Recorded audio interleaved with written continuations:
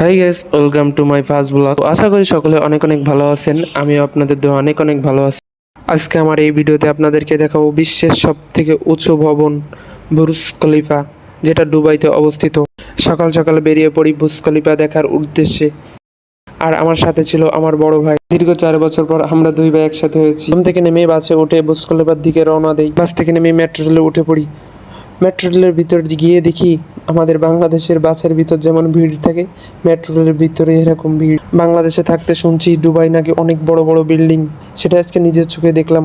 তারপর metro rail থেকে নেমে আমরা দুবাই মলের দিকে রওনা দিলাম। এই দুবাই মলের ভিতর নাকি বড় বড় তারকারা সব মার্কেট করতে আসে।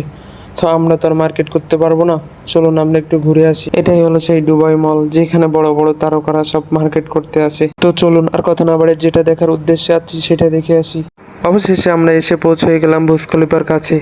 এটাই হলো সে বিশ্বের সব থেকে উঁচু ভবন, বুর্জ খলিফা। তো আজকের ভিডিওটা এই পর্যন্তই।